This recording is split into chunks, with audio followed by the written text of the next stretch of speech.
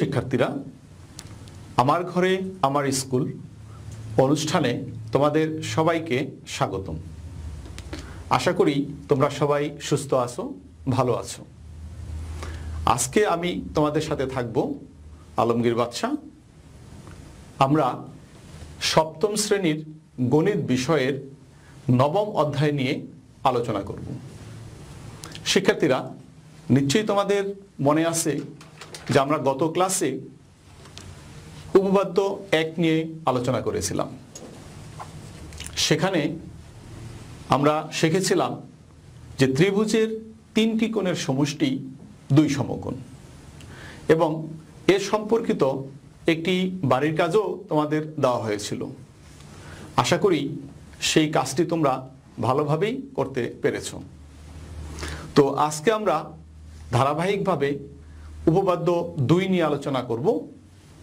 তো উপপাদ্য 2 বোঝার পূর্বে, আলোচনা করার পূর্বে আমরা কিছু মৌলিক বিষয়গুলো জেনে নিব, যাতে আমাদের এই উপপাদ্য 2 বুঝতে সুবিধা হয়। তাহলে তোমরা খাতা কলম নিয়ে প্রস্তুত হয়ে যাও। আমরা শুরু করব উপপাদ্য 2। এখন আসো, উপপাদ্য 2-এ কিছু মৌলিক কাজ রয়েছে। যে জিনিসগুলো আমাদের এখানে আসবে সেটা হলো বহিস্থ কোণ এবং অন্তস্থ কোণ। এই 2টা বিষয় সম্পর্কে আগে আমরা ভালো করে জেনে নিব। তো শুরু করা যাক। প্রথমেই বহিস্থ কোণ। বহিস্থ কোণ, খেয়াল করো বহিস্থ কোণ কাকে বলে। ধরো আমি একটি ত্রিভুজ আঁকলাম, ত্রিভুজটির নাম দিলাম BCD। এই BCD একটি ত্রিভুজ।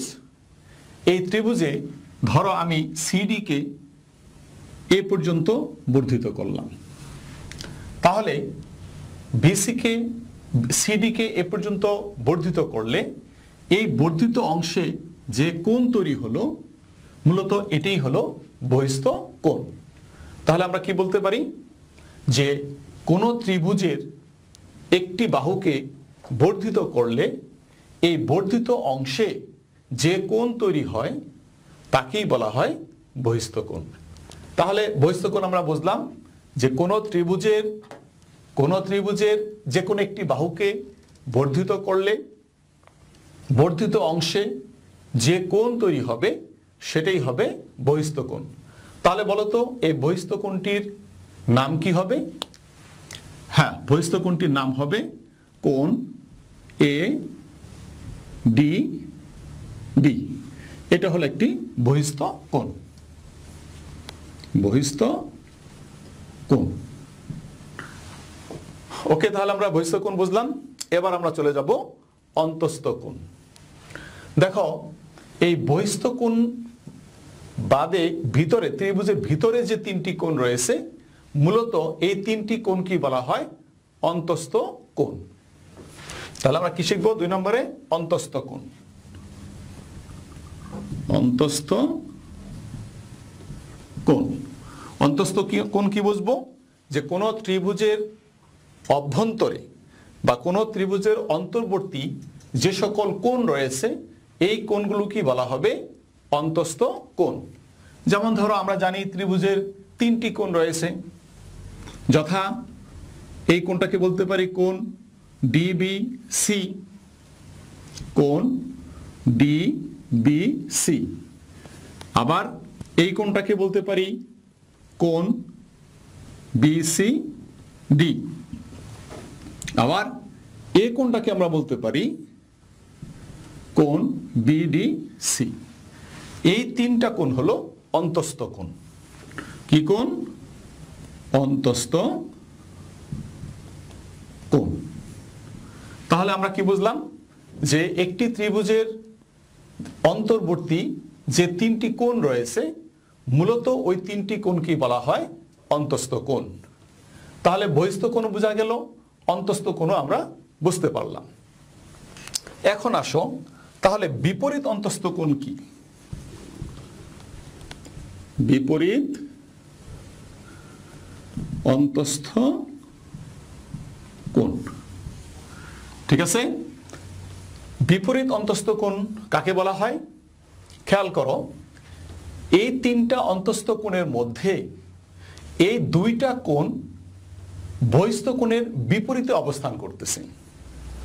অর্থাৎ যে অন্তস্থ কোণগুলো বহিস্থ কোণের বিপরীতে অবস্থান করবে মূলত সেই কোণকে বলা হবে বিপরীত অন্তস্থ কোণ।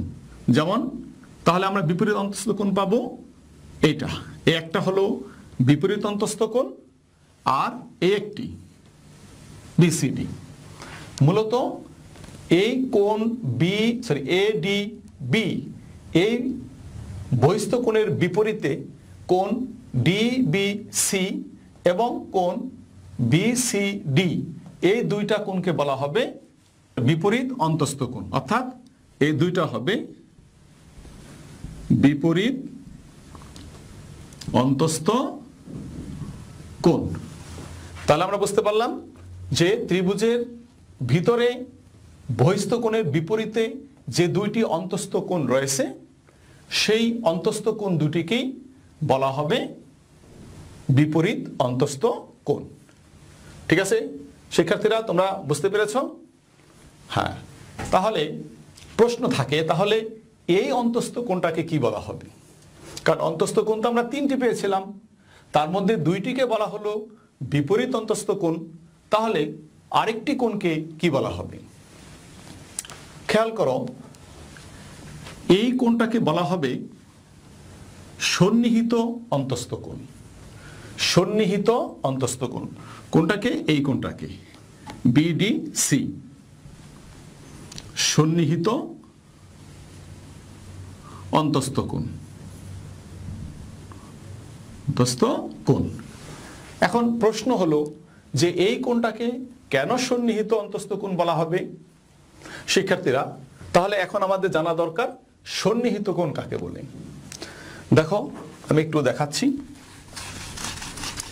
সন্নিহিত কোণ এরকম যে যদি দুইটি কোণের একটি সাধারণ বাহু থাকে, ধরো আমি এখানে একটি রেখা আঁকলাম এবি এবং এখানে আরেকটি বাহু এসে যুক্ত হলো ধরো ওসি, তাহলে এখানে দুইটা কোণ উৎপন্ন হলো, এই একটি কোণ এওসি, আরেকটি কোণ হলো বিওসি, দুইটি কোণ উৎপন্ন হয়েছে।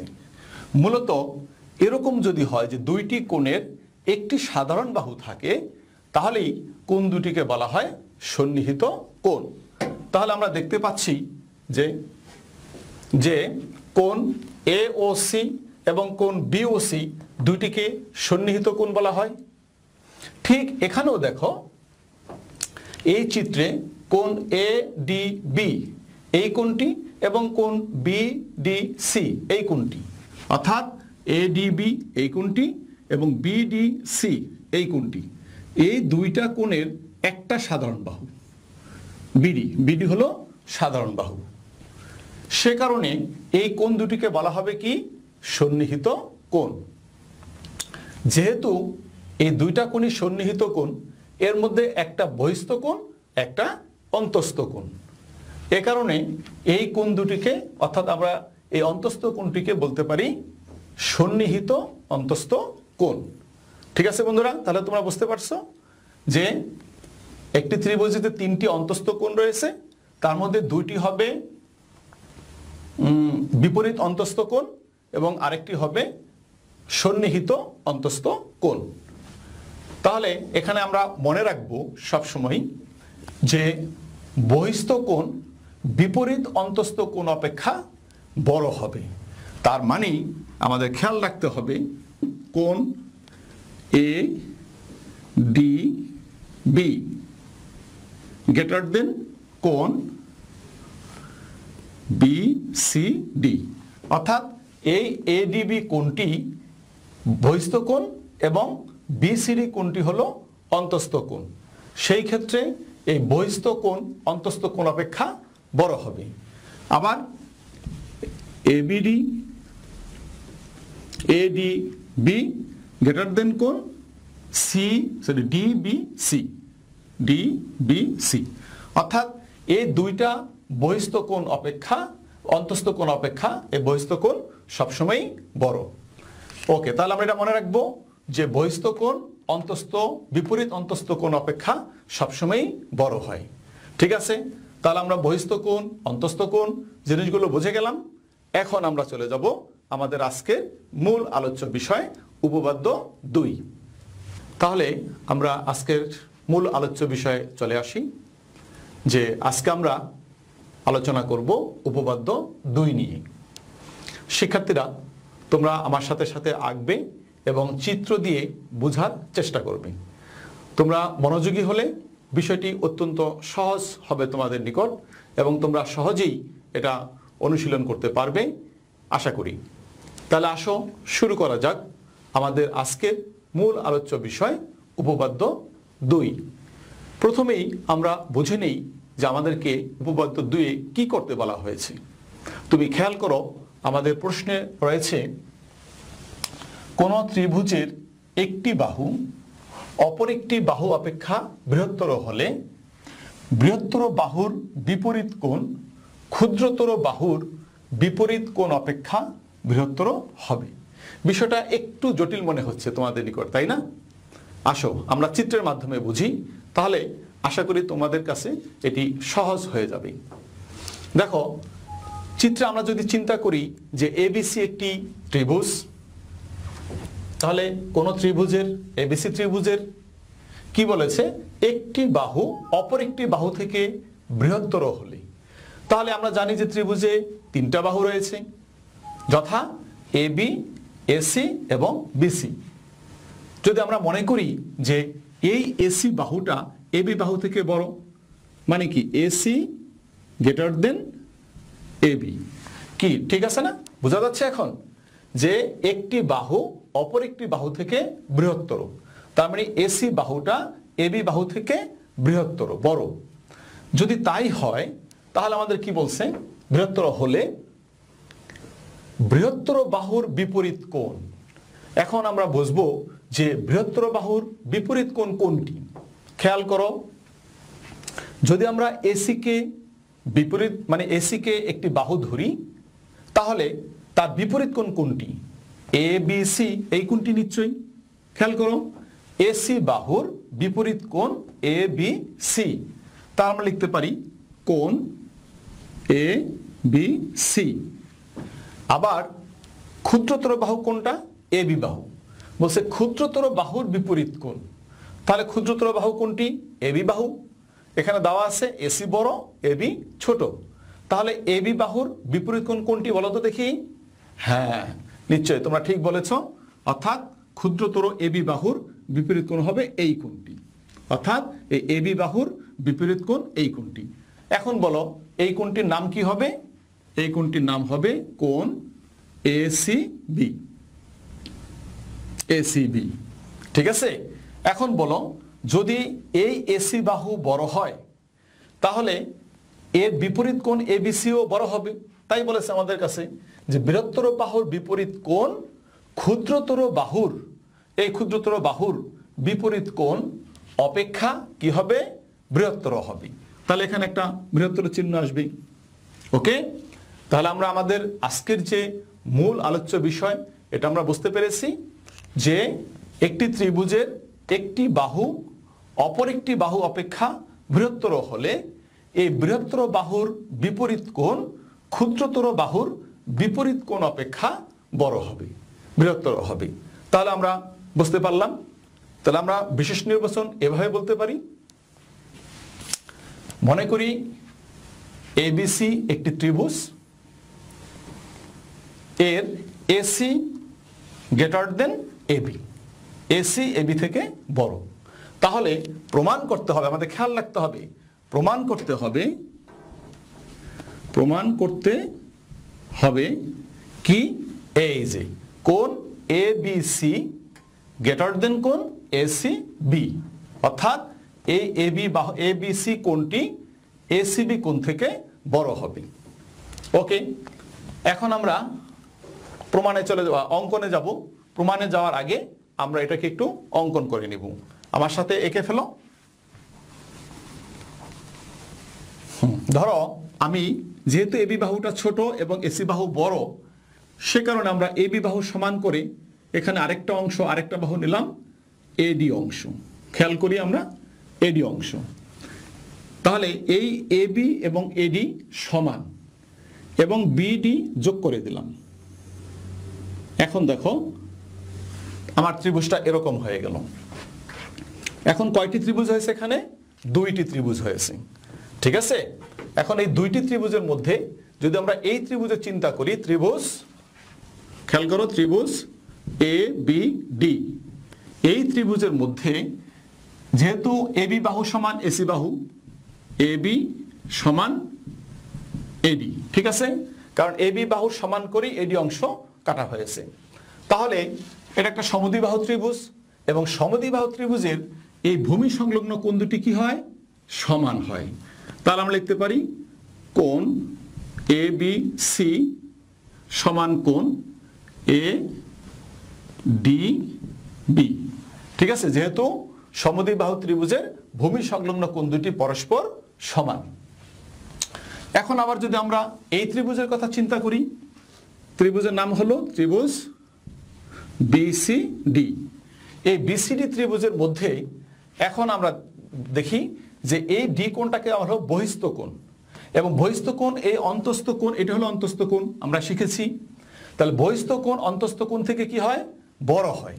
তাহলে আমরা লিখতে পারি এই বিসিডি ত্রিভুজে কোণ এডিবি গ্রেটার দেন কোণ বিসিডি। বিসিডি কারণ কি? কারণ হলো যে বহিস্থ কোণ অন্তস্থ, বিপরীত অন্তস্থ কোণের থেকে সবসময় বড় হয়, এটা আমরা জেনেছি। ওকে, তাহলে আমরা এটাও লিখতে পারি যে সুতরাং কোণ এই এডিবির পরিবর্তে আমরা এবিসি লিখতে পারি, এবিডি, কারণ হলো এই দুটা কোণ কি? সমান। তাহলে আমরা লিখতে পারি কোণ A B D greater than কোণ বিসিডি। বিসিডি, বা আমরা এটাও লিখতে পারি, বা কোণ A B D greater than কোণ এ সি বি, কারণ এই সি কোণটাকে বিসিডি যে কোণ আবার এ সি বি একই কোণ। ঠিক আছে, তাহলে আমরা এখানে লিখতে পারি কোণ এ সি বি। তাহলে বিসিডি কোণ এবং এসিবি কোণ একই কোণ, বিসিবি, বিসিডি এবং এসিবি একই কোণ। এখন আমরা যদি চিন্তা করি যে ত্রিভুজ যদি পুরাটাকে আমরা ধরি, অর্থাৎ এ বি সি যদি কোণ ধরি আমরা, সুতরাং কোণ এ বি সি, বলতো এ বি সি কোণটা? একেবারে পুরা কোণটা, পুরাটা এ বি সি। এই এ বি সি কোণ অবশ্যই বড় হবে কোণ এ বি ডি থেকে, কোণ এ বি ডি। কেন বলতো? কারণ হলো যে এই এবিডি কোণটা হলো কোণ এবিসি এর একটা অংশ। এইটুক হলো এবিডি কোণ আর এবিসি হলো পুরাটা, এজন্য এবিডি কোণ কোণ এবিসি এর একটি অংশ। সুতরাং তাহলে আমরা লিখতে পারি কোণ এবিসি গ্রেটার দেন কোণ A B B AC B, কোণ এ সি বি। কারণ কি? যদি এই সি কোণের চেয়ে এই কোণটা বড় হয়, তাহলে এই এবিসি কোণটাও এই এসিবি কোণ থেকে বড় হবে। ঠিক আছে, তাহলে আমাদের দেখো প্রমাণ হয়ে গেল। এই যে আমাদের প্রমাণ করতে বলেছিল কোণ এবিসি ইজ গ্রেটার দেন কোণ এসিবি, তাহলে আমরা পেয়ে গেলাম এবিসি গ্রেটার দেন কোণ এসিবি। তাহলে আমরা এখানে প্রমাণিত লিখতে পারি। তো ঠিক আছে, তাহলে আমাদের উপপাদ্য সহজ হয়ে গেল আমাদের নিকট, যে আমরা এবিসি একটি ত্রিভুজ আঁকবো এবং এর এবি সমান করে এডি অংশ কাটবো, এরপরে এবিডি ত্রিভুজ দিয়ে দুইটা কোণ সমান, আবার এই বহিস্থ কোণের সাথে অন্তস্থ কোণ বড়, সেই হিসাব করে আমরা এবিডি কোণটা এই এবিসি কোণের অংশ। তো এইভাবে আমরা এটা প্রমাণ শেষ করলাম। এখন আমরা যাব বাড়ির কাজে। আসো, ঠিক এরকমই একটি কাজ তোমাদেরকে আমি দিচ্ছি। ধরো আমি বাড়ির কাজ দিলাম এরকম, আমি চিত্র রেখে দিচ্ছি, তাহলে সুবিধা হবে তোমাদের। এটার নাম দিলাম পি কিউ আর, একটি ত্রিভুজ। ধরো এটাকে তুমি m পর্যন্ত বর্ধিত করলে তাহলে আমাদের প্রমাণ করতে হবে কোন ধরি PR গ্রেটার দেন PQ, তাহলে প্রমাণ করতে হবে, প্রমাণ করো যে কোন PQR গ্রেটার দেন কোন QRP। বাস, তাহলে একই রকম, জাস্ট খালি নামগুলো আমি পরিবর্তন করে দিয়েছি। আশা করি সমস্যা হবে না, তোমরা পারবে। তো দেখা হবে আবার নতুন কোনো ক্লাসে নতুন কোনো অধ্যায় নিয়ে। সে পর্যন্ত তোমরা ভালো থাকো। খোদা হাফেজ।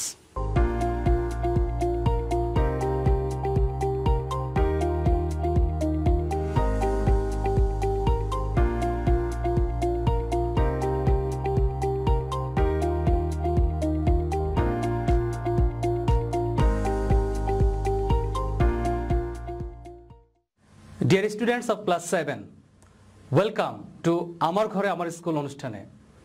Once again, I am with you. I am Syed Firoz Alam. How are you, dear students?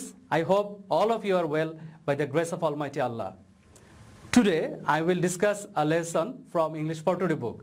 Our today's lesson is Flora's First Day at School, Part 2, Unit 3 and Lesson 3, as you can see in the display. After reading this lesson, we will be able to answer multiple choice questions, make sentence from table. In the previous class, I gave you some homework. Dear students, I hope all of you have done your homework. Now, match your answer with me. Here you can see a matching. First word, chat. এই শব্দটির সাথে আমরা মিলাতে পারি a friendly conversation. Recall. You can match remember with recall. Exactly. You can match precisely. And there remain one word, excited, and it will match with feeling happiness. So dear students, I hope all of you have done correctly. Now, let us start our lesson, today's lesson. It is lesson 3. The title of the lesson is Flora's First Day at School, Part 2. In the previous class, we discussed about Flora's First Day at School and Part 1. As usual, before we start our lesson, we will learn some keywords from here. Intelligent. Intelligent শব্দের অর্থ হচ্ছে বুদ্ধিমান। Stare. Stare অর্থ হচ্ছে তাকানো। Nervous, nervous শব্দের অর্থ হচ্ছে একটু বিব্রত বোধ করা বা দুর্বল অনুভব করা। Read the text to know more about Flora's first day at school. In this picture, you can see that Flora and her mother are at the head teacher's room and they are talking with the head teacher. Flora continues her story. It took us half an hour to reach the school. As the school was from the previous lesson, we came to know that the school was very near to Flora's house. So it took half an hour to reach to the school. I saw many students on the school campus. When she reached on the school campus, she saw many students there. Some were playing and some were talking to each other. Some of the students were playing and some of the students were talking to each other. I didn't know anyone as it was a new place. She did not know anyone. So I was a little afraid, and for this reason, Flora was little afraid. My mother soon took me to the head teacher. Then her mother took her to the head teacher's room. He asked me a few questions and I answered them intelligently. Then the head teacher asked her some questions and she could answer them all. The head teacher was very pleased. As Flora was able to answer all the questions, the head teacher was very pleased with her. He put his hand on my shoulder and said, "Good, you are a highly intelligent child." The head teacher put her hand on the shoulder of Flora and told her that she had done very well. She was an intelligent child. You know a lot. I will take you in my school. And he also told her that she knew a lot and he would take her to his school. I hope you will be happy there. And the head teacher also wished Flora that she would feel happy there. I was admitted to class 1. Then Flora was admitted to class 1. The head teacher was a very nice person.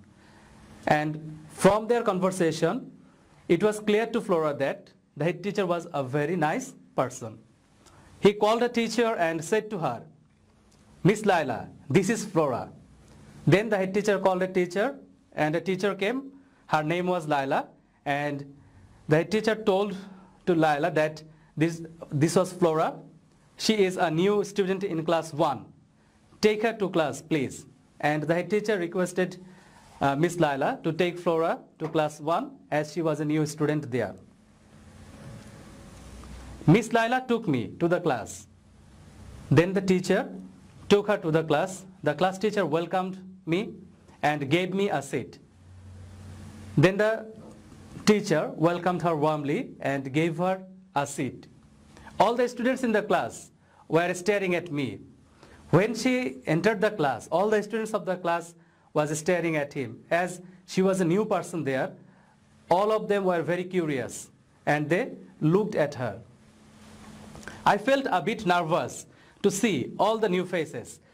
When all the students were looking at her, she felt a bit nervous.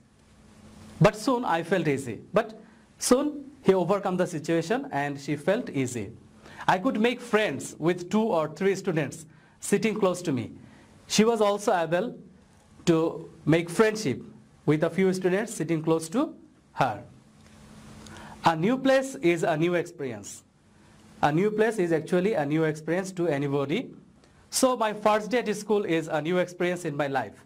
So the first day at school was a new experience in Flora's life. I will remember the day as long as I live. And she said that she will remember the day as long as she lives. Actually, a new place or new event is really memorable. We remember the event or place as long as we live. And the first day at school, it is really a memorable event in our life.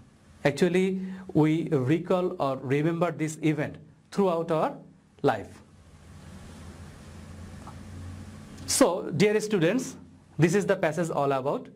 তাহলে এই অনুচ্ছেদ থেকে আমরা দেখলাম যে Flora তার মায়ের সাথে যখন বিদ্যালয়ে পৌঁছলো সে সেখানে যাওয়ার পর অনেক শিক্ষার্থী দেখতে পেল এবং সবাই কিন্তু তার নিকট অপরিচিত ছিল। সে কিছুটা ভয়ও পেয়েছে, একটু বিব্রত বোধ করছিল। শীঘ্রই কি করলো, তার মা তাকে প্রধান শিক্ষকের কক্ষে নিয়ে গেলেন। যাওয়ার পরে সেখানে প্রধান শিক্ষক তাকে কিছু প্রশ্ন জিজ্ঞাসা করলেন এবং ফ্লোরা খুব বুদ্ধিমত্তার সাথে সেই প্রশ্নগুলো উত্তর দিয়েছিল। প্রধান শিক্ষক তাতে খুবই সন্তুষ্ট হলেন। তারপর সে প্রধান শিক্ষক তিনি একজন শিক্ষিকাকে ডাকলেন, তার নাম ছিল মিস লায়লা। তিনি তাকে বলেন যে তো আপনি ফ্লোরাকে নিয়ে প্রথম শ্রেণীতে যান, সে আপনার শ্রেণীকক্ষের একজন নতুন শিক্ষার্থী। মিস লায়লা তাকে নিয়ে শ্রেণীকক্ষে গেলেন, সে তাকে স্বাগতম জানালেন এবং ফ্লোরাকে বসার জন্য একটি আসন দিল। কিন্তু যখন ফ্লোরা ক্লাসে শ্রেণীকক্ষে প্রবেশ করলো, সবাই কিন্তু ফ্লোরার দিকে তাকিয়েছিল যে এই নতুন শিক্ষার্থী কে, এবং এটা দেখার পর ফ্লোরা কিন্তু একটু বিব্রত বোধ করছিল। কিন্তু শীঘ্রই সে কিন্তু তার এই অবস্থা ওভারকাম করলো, সে কিন্তু এটা পার হলো এবং সে তার বসা পরে তার আশেপাশে যে 2-1 শিক্ষার্থী ছিল তাদের সাথে কিন্তু কি সে বন্ধুত্ব তৈরি করলো। এভাবেই কিন্তু তার প্রথম দিনটা অতিবাহিত করলো। এবং আমরা সকলেই জানি যে একটা নতুন স্থান আমাদের জন্য হচ্ছে একটা নতুন অভিজ্ঞতা, তাই ফ্লোরার নিকটে কিন্তু এর ব্যতিক্রম নয়। তো প্রিয় শিক্ষার্থীরা, আমি আশা করি তোমরা অবশ্যই এই প্যাসেজটি বুঝতে পেরেছ, কিন্তু তোমাদেরকে অবশ্যই এই প্যাসেজটি নিজে থেকেও আরেকবার পড়তে হবে, ভালোভাবে লাইন বাই লাইন প্যাসেজগুলো পড়তে হবে, তাহলে কিন্তু তোমরা এটা সঠিকভাবে বুঝতে পারবে এবং অর্থগুলো বোঝার চেষ্টা করতে হবে। তুমি যদি এটা অর্থগুলো বুঝে পড়ার চেষ্টা করো তাহলে অবশ্যই প্যাসেজটি তোমার নিকট পরিষ্কার হয়ে যাবে। এখন আসো আমরা এই প্যাসেজের সাথে রিলেটেড কিছু এক্সারসাইজ আমরা দেখে নিই। যেমন ধরো আজকে আমরা একটা নতুন আইটেম করব, সেটি হচ্ছে মাল্টিপল চয়েস কোশ্চেন, যেটাকে আমরা এমসিকিউ বলি। Choose the correct answer. First one, how long did it take Flora to reach the school? an hour, half an hour, less than half an hours, 1.5 hours. তাহলে আমরা কিন্তু passage থেকে দেখতে পেয়েছি যে এটাকে ফ্লোরাকে স্কুলে পৌঁছানোর জন্য it took half an hour. তাহলে এখানে অ্যান্সার হবে B number, half an hour. বুঝতে পেরেছো? আচ্ছা ঠিক আছে, তাহলে এখন দেখো আমরা নেক্সট কোশ্চেনে যাই। Number 2, Flora was a little afraid when she reached the school campus because the campus was full of students. B, it was the first time she went there. All the people there were unknown. The school was a long way from her home. তাহলে এখানে সঠিক উত্তর কোনটা হবে? প্রিয় শিক্ষার্থীরা, তোমরা কি অনুমান করতে পারছো? তোমাদেরকে একটু কিন্তু চিন্তা করতে হবে সঠিক উত্তরগুলো, এবং যখনই তোমরা কোনো এরকম এমসিকিউ প্রশ্ন উত্তর দিতে যাবে সব সময় প্রত্যেকটা ক্লু তোমরা কিন্তু আগে পড়ে নেবে, তারপরে সঠিক উত্তরটা বাছাই করবে। তাহলে আমরা এখানে দেখতে পাচ্ছি যে সঠিক উত্তরটি হচ্ছে all the people there were unknown. ওইখানে যে শিক্ষার্থীরা ছিল তারা সকলেই তার অপরিচিত ছিল। দেন comes question number 3. The head teacher was pleased with Flora because here she refers to Flora. Number 1, looked very innocent. Number 2, had a sweet voice. Number 3, could answer the head teacher's questions. And number 4, was very smart. The head teacher was pleased with Flora because she could answer the head teacher's questions. Question number 4. Who took Flora to the class after admission? A teacher, a peon, her mother, the head teacher. Can you guess who took her to the class? Yes, it is very clear. A teacher, as the head teacher called Miss Laila to take her to the class. So, a teacher took Flora to the class after admission. Number 5, Flora felt nervous in the class because in the classroom Flora felt nervous. Why? It was a new place. The class teacher was very strict. She did not know any student in the class. The class did not welcome her. So from the passage we came to know that Flora felt nervous in the class because she did not know any student in the class. For that reason, she was a bit nervous in the classroom. So dear students, I think all the questions are clear to you.